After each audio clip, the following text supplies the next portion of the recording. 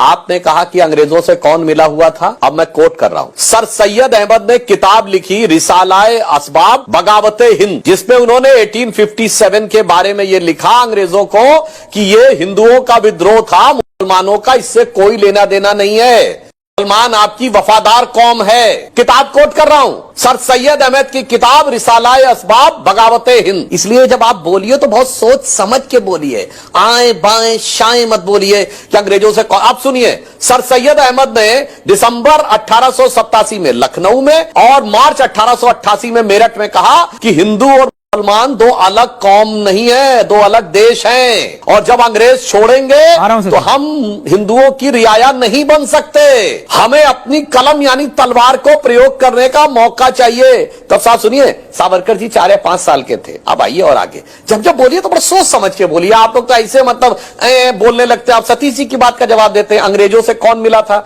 सतीश जी, जिस पार्टी की स्थापना एक अंग्रेज ने कराई, एलन ऑक्टेवियम ह्यूम, वो तो अंग्रेजों से मिली हुई नहीं थी। जिसके पहले 25 साल में दर्जनों अध्यक्ष, कांग्रेस पार्टी के अध्यक्ष अंग्रेज सेक्रेटरी रहे। अगर आपको नाम ना पता हो तो बता दो, William Wedenberg, George Yule, Alfred रोब इत्यादि इत्यादि, ये ब्रिटिश सरकार के सेक्रेटरी थे और स्वघोषित लड़ने वाली पार्टी के सदर थे। 1910 में कांग्रेस का अध्यक्ष विलियम वेडनबर्ग ब्रिटिश गवर्नमेंट का सेक्रेटरी था, जिस साल सावरकर जी को 2 जन्मों का कारावास हुआ। अच्छा ये बताइए, ये अंग्रेजों के झंडे के नीचे शपथ किसने ली? 1937 प्रोविंशियल असेंबलीज इलेक्शन में राज्यों की सरकारें कांग्रेस की बनी, किसकी शपथ ली थी? क्वीन के निष्ठा की शपथ यूनियन जैक के नीचे ली थी कि नहीं? 42 की कॉन्स्टिट्यूंट प्रोविंशियल असेंबली में शपथ ली थी कि नहीं? और 2 सितंबर 46 को नेहरू प्रधानमंत्री बने अंतरिम सरकार में, वेवल ने शपथ दिलाई, क्वीन के निष्ठा के नाम की शपथ ली, यूनियन जैक झंडे के नीचे।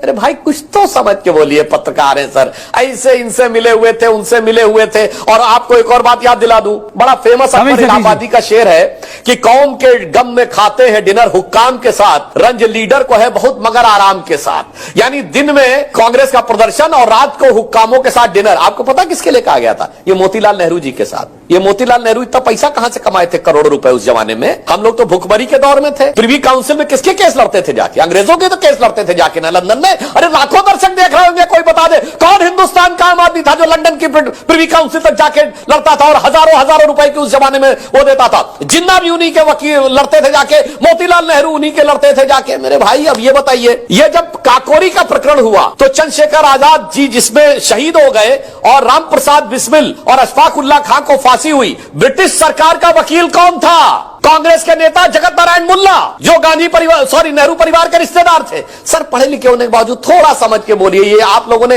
अब बताता हूं, ये जो एक तरफा हिस्ट्री पढ़ाई है ना, इन्होंने कहा सच झूठ, तो मैं साहब से भी कहना चाहता हूं, साहब कुतुब मीनार कुतुबुद्दीन ऐबक ने बनवाई, एक आरटीआई लगाई गई थी 10 साल पहले। एनसीईआरटी से पूछा गया आपने किस आधार पर बताया? हम सब ने किताब में पढ़ा है। एनसीईआरटी ने लिख के दिया, हमारे पास कोई डॉक्यूमेंट्री एविडेंस नहीं है कि कुतुब मीनार कुतुबुद्दीन ऐबक ने बनवाई। इसीलिए मैं कह रहा हूं, ये हटा दो, ये इतिहास झूठे तुम्हारे, यहां जर्रे जर्रे पे सच है लिखा रे। जो कोई किताबें ना बानी कहेगी तो माटी सभी की कहानी कहेगी।